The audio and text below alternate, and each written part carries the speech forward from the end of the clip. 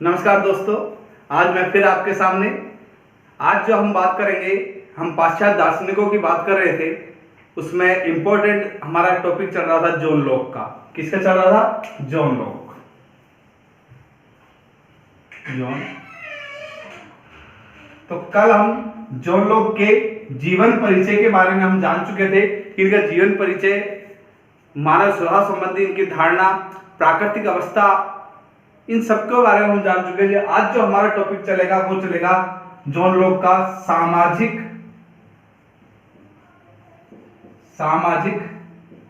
समझौता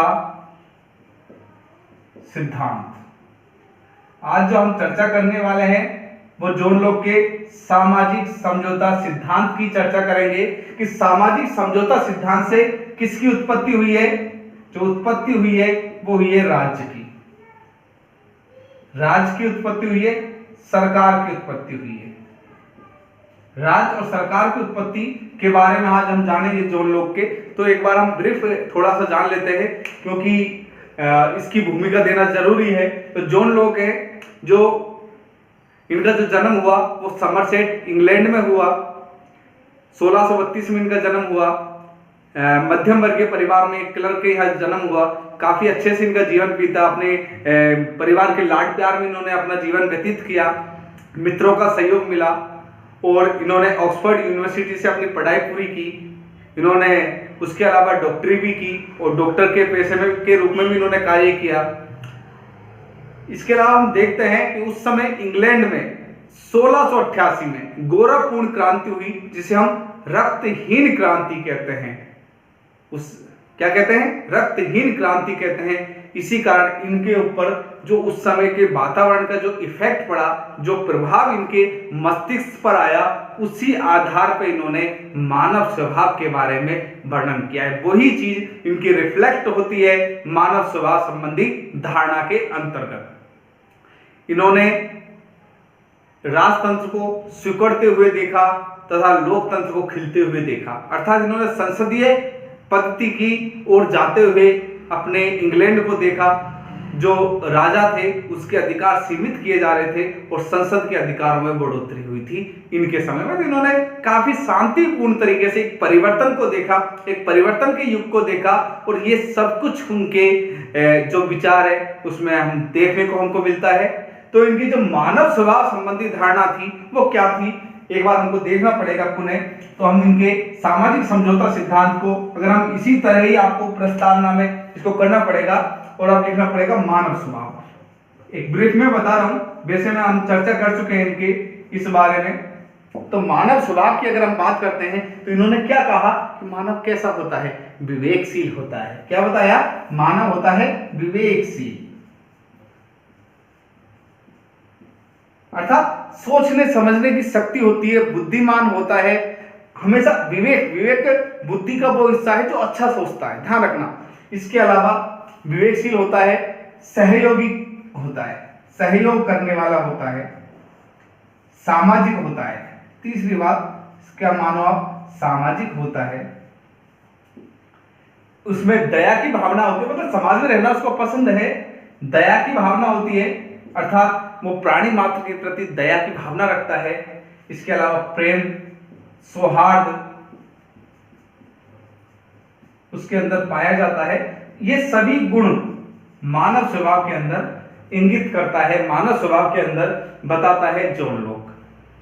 अब इस आधार पर ही हम डिपेंड करती है कि उस समय की जो राज्य बना नहीं था, राज्य की उत्पत्ति नहीं हुई थी, उससे पहले प्राकृतिक अवस्था कैसी थी, उससे पहले लोग किस तरह जीवन यापन करते थे, आज हम उसके बारे में जान रहे हैं। क्योंकि उसी को आधार बनाकर एक समझौता होता है।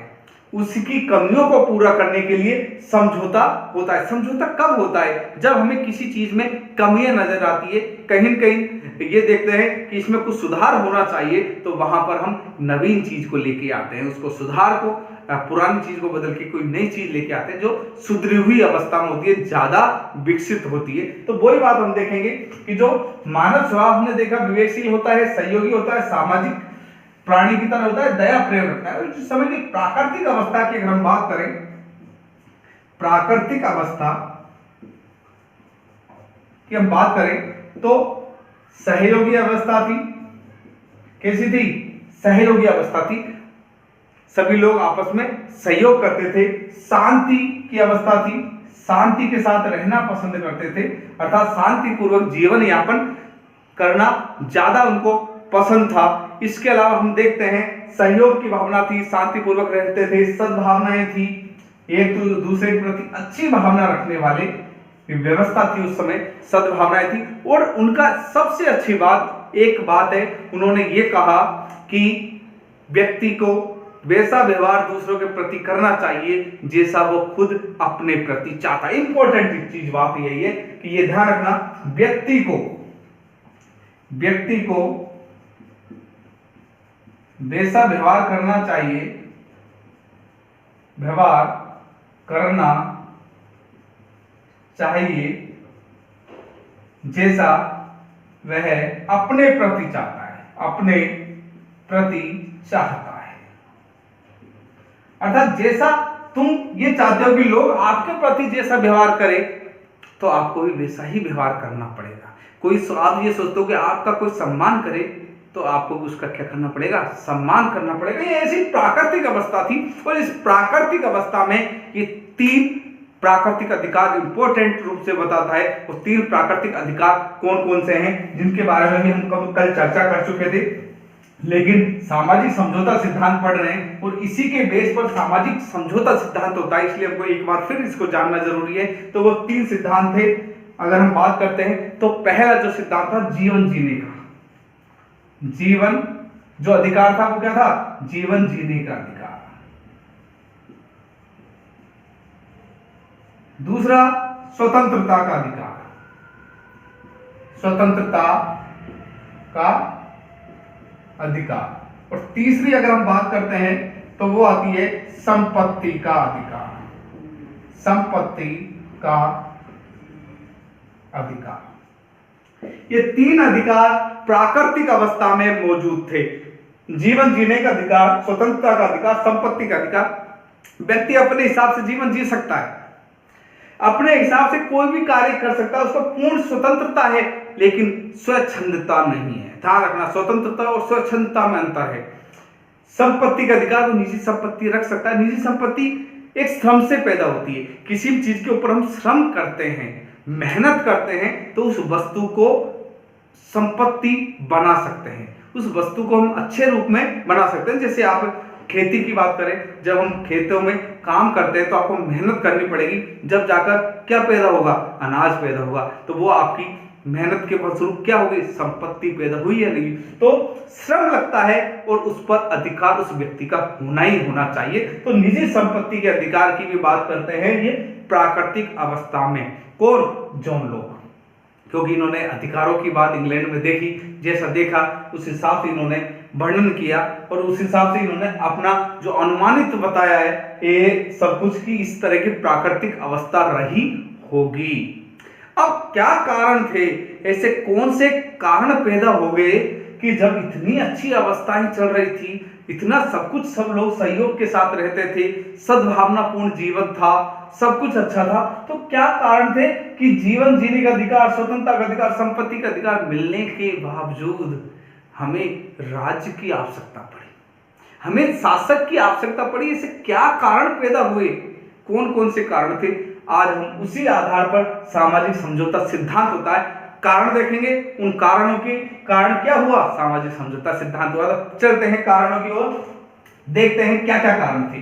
तो जो कारण नजर आए, इन्होंने जो लोग कारण बताते हैं वो क्या बताते हैं, किन किन कारणों के कारण बताते हैं कि क्या क्या कारण रहे होंगे। तो वो कहते हैं कि जो पहला कारण है वो ये बताते हैं कि देखिए ये सब कुछ व्यवस्थाएं थी, लेकिन जो प्राकृतिक नियम थे, प्राकृतिक जो नियम थे,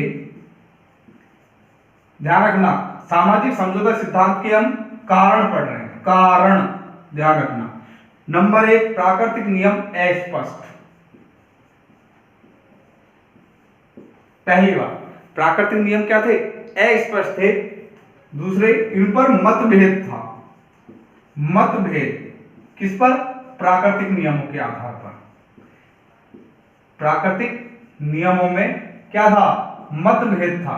लोग अपने हिसाब से ही प्राकृतिक अधिकारों को, नियमों को मानकर बैठे थे और अपने हिसाब से उसकी व्याख्या करने लगे थे। तो एक तरीके से मतभेद की स्थिति उत्पन्न हो गई थी और जो प्राकृतिक नियम थे वो अस्पष्ट थे। तीसरा जो कारण है, हम उसकी अगर हम बात करते हैं तो तीसरा क्या कारण था, देखिए, कार्यपालिका की कमी। कार्यपालिका, अब हम देखते हैं यहाँ कार्यपालिका की बात कहाँ आ गई। यहां से हम स्टार्ट करते हैं। पहला आपको बता देता हूं, प्राकृतिक नियम की अस्पष्टता। तो जो नियम थे वो क्या थे, अस्पष्ट थे, लिखे हुए नहीं थे। लोग अपने हिसाब, लिखे हुए तो नए भी हो, परंपरा के आधार पर भी हो, लेकिन जब उनको कोई बताने वाला नहीं था, जब उनका कोई पालन करवाने वाला नहीं था, तो प्राकृतिक नियम अस्पष्ट होते चले गए।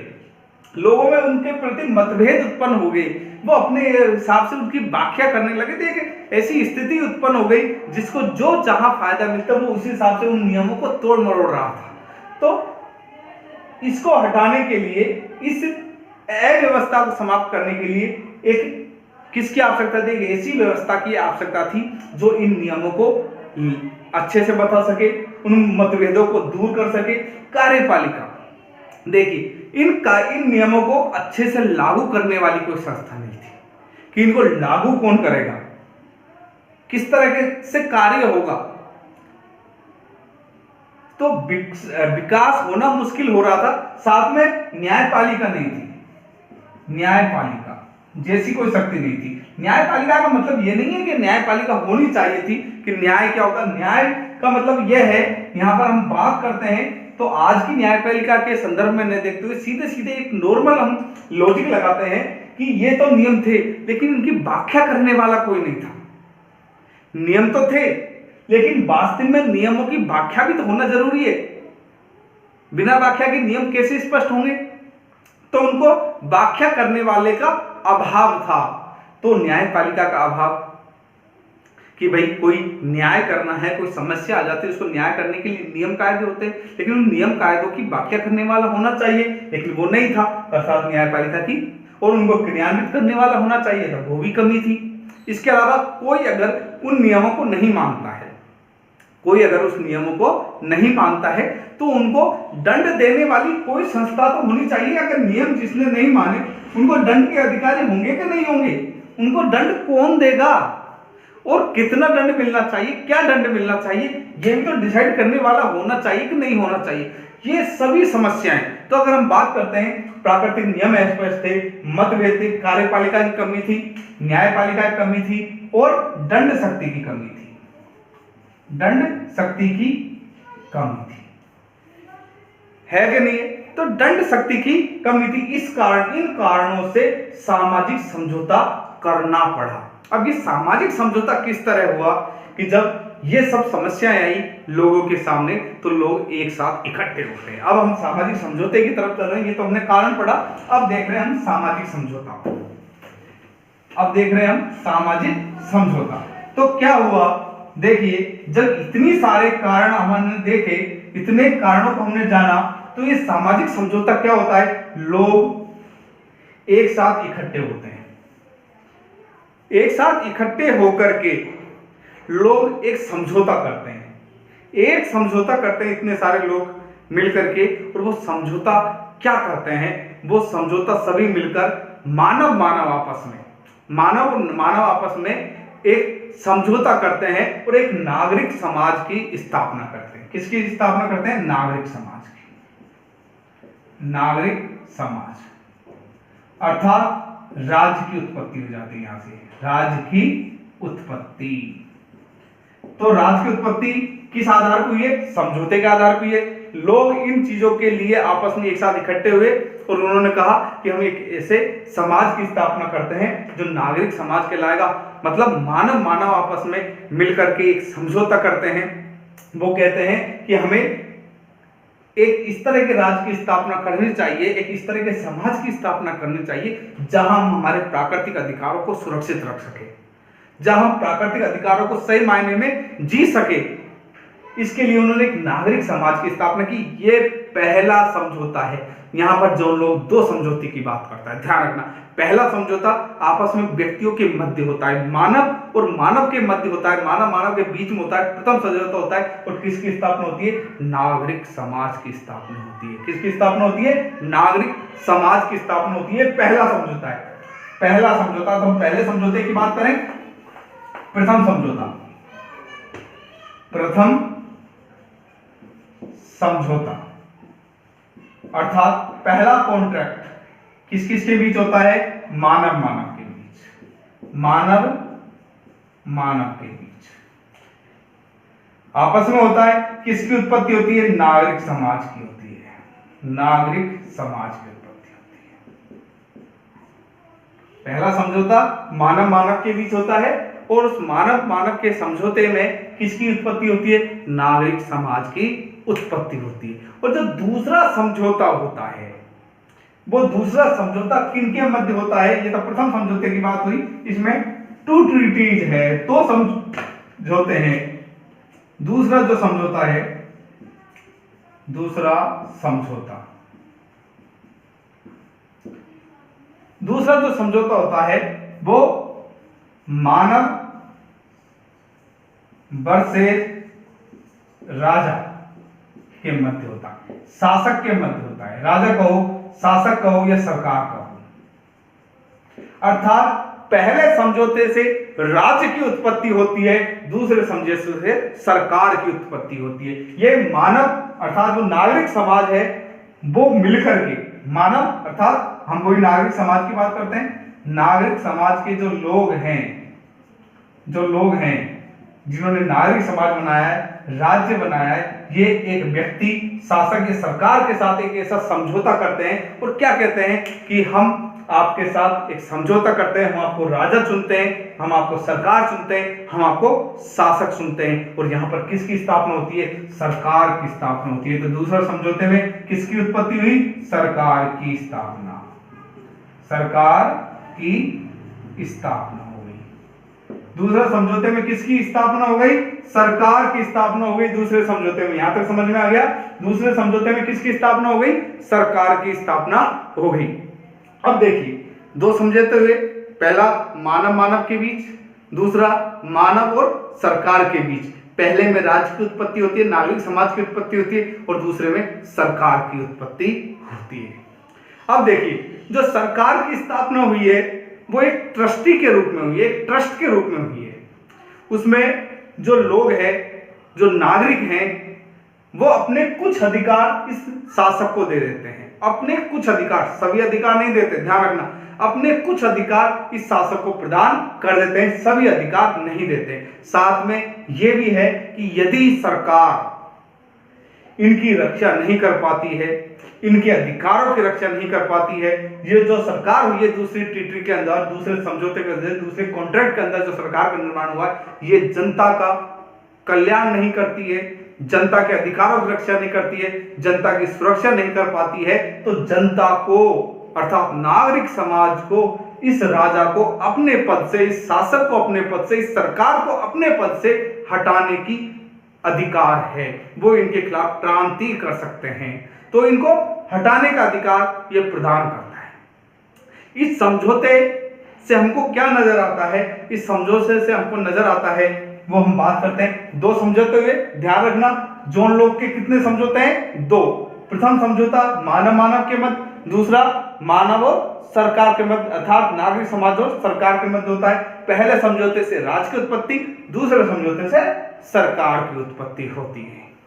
अब हम बात करते हैं कि सामाजिक समझौता हुआ है, इसमें नागरिकों के अधिकार, कुछ अधिकार सरकार को सौंप दिए जाते हैं, लेकिन अंतिम जो शक्ति होती है वो नागरिकों के हाथ में होती है। अंतिम शक्ति किसके हाथ में होती है? नागरिकों, क्योंकि नागरिकों को वो अधिकार देते हैं कि अगर आप राजा या शासक सरकार आपका काम अच्छे से नहीं कर पाई, आपकी रक्षा नहीं कर पाई, आपके अधिकारों की रक्षा नहीं कर पाई, तो आप उन्हें पद से हटा सकते हो। तो यहां पर हम देखते हैं कि कैसा राजतंत्र की स्थापना होती है। क्या होती है? राजतंत्र की स्थापना। लेकिन कौन से राजतंत्र की स्थापना होती है? सीमित। देखना, सीमित। कौन से? सीमित राजतंत्र। और जो भी कौन सा? वैधानिक, अर्थात कानूनों के आधार पर वैधानिक सीमित राजतंत्र की स्थापना होती है। तो अर्थात जोन लोग कौन से राजतंत्र का समर्थन है करता है? सीमित वैधानिक राजतंत्र का समर्थन करता है। ध्यान रखना, कौन से राजतंत्र का समर्थन करता है? सीमित वैधानिक राजतंत्र का समर्थन करता है जोन लोग। ठीक है। और लोगों को ये क्या देता है? ये लोगों को अधिकार देता है कि ये क्या कर सकते हैं? क्रांति कर सकते हैं। क्या कर सकते हैं? क्रांति कर सकते हैं। ये लोगों को किसका अधिकार देता है? ये लोगों को क्रांति का अधिकार देता है। लोग क्या कर सकते हैं? क्रांति कर सकते हैं। किसके विरुद्ध? राजा के विरुद्ध या सरकार के विरुद्ध लोग क्या कर सकते हैं? क्रांति कर सकते हैं। यह है जोन लोग का सामाजिक समझौता सिद्धांत। बहुत बार इससे बहुत सारे प्रश्न आते हैं। इसमें हमको मानव स्वभाव संबंधी जो हम अगर आंसर देते हैं तो मानव स्वभाव संबंधी बातें भी करनी है। इसके बाद प्राकृतिक अवस्था के बारे में हमने बात की। उसके बाद जो हमने बात की वो समझौते के कारण देखे कि किन किन कारणों से समझौते हुआ, जिसके कारण हमको समझौते की आवश्यकता पड़ी। और समझौते दो आधार पर, ये दो कॉन्ट्रैक्ट बताता है, नागरिक नागरिकों के मध्य, दूसरा नागरिक और सरकार के मध्य। इस आधार पर ये दो कॉन्ट्रैक्ट बताता है। एक कॉन्ट्रैक्ट से नागरिक समाज की स्थापना होती है और दूसरे कॉन्ट्रैक्ट से एक सरकार की स्थापना होती है। किस तरह की सरकार की स्थापना होती है? तो हमने देखा कि यहाँ पर सीमित राजतंत्र की स्थापना होती है। कैसे राजतंत्र की स्थापना होती है? सीमित राजतंत्र की स्थापना होती है। यह है जोन लोग का सामाजिक समझौता सिद्धांत। कल हम जोन लोग के सामाजिक समझौता सिद्धांत के विशेषताएं देखेंगे और कमियों पे बात करेंगे। पार्ट 2 में सामाजिक समझौता सिद्धांत, पार्ट 2 में हम सामाजिक समझौता सिद्धांत की कमियां देखेंगे और विशेषताओं की बात करेंगे। तब तक के लिए धन्यवाद। जय हिंद।